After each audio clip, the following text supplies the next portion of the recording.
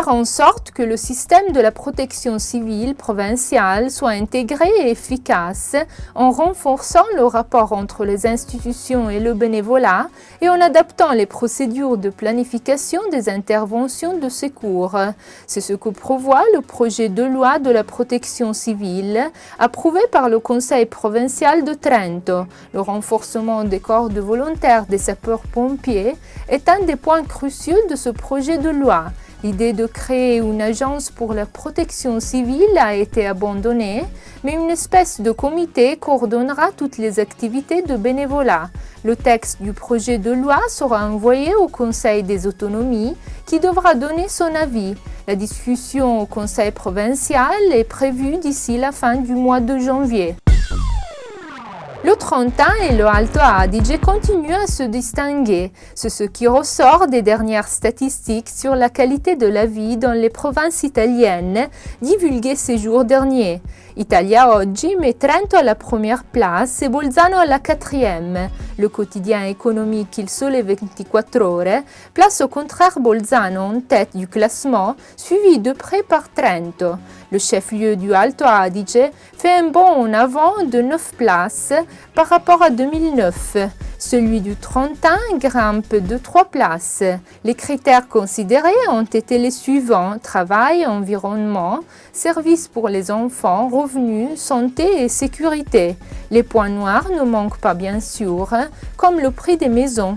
Trento est presque au fond du classement avec une moyenne de 3 000 € au mètre carré. Avec l'arrivée de l'hiver, les Sinti ont demandé au maire de Trento, Alessandro Andreatta, d'avoir l'électricité dans leurs roulettes, en affirmant être prêt à payer les services requis lors de la réunion avec ce dernier. Le maire a dit avoir l'intention d'intervenir. Le besoin d'énergie est particulièrement urgent à cause du froid durant cette période pour les Sinti, qui comptent beaucoup d'enfants et de personnes âgées. Un contrôle sur place du personnel municipal est prévu ces jours-ci. Les églises détruites, les hôtels abattus et les statues mutilées étaient devenus quelques-uns des symboles du terrible séisme qui a frappé les Abruzzes.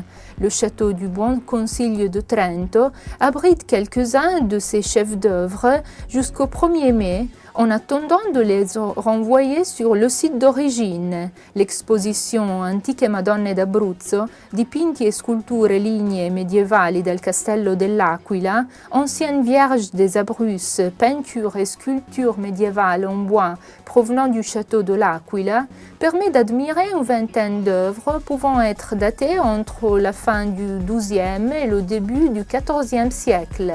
Plusieurs d'entre elles ont été récupérées grâce à l'effort des sapeurs-pompiers. Les églises en bois de la Roumanie ont été classées patrimoine mondial de l'humanité par l'UNESCO.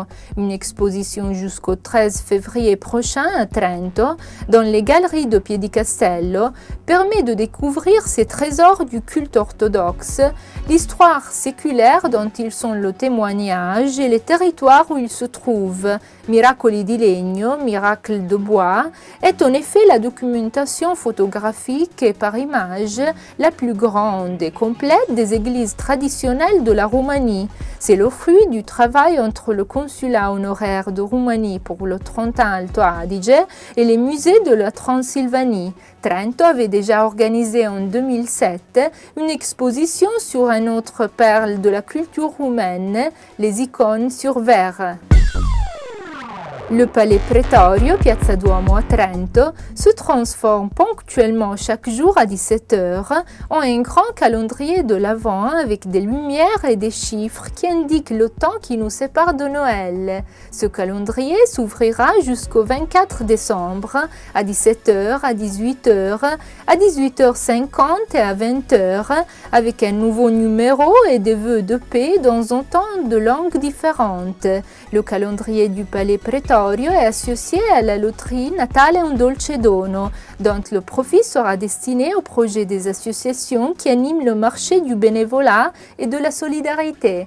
Les billets, qui ne coûtent qu'1 € peuvent être achetés aux petites maisons en bois de Piazza Pasi. L'extraction est prévue l'après-midi du 1er janvier durant le Capodanno dei Bambini, jour de l'an des enfants, Piazza Cesare Battisti.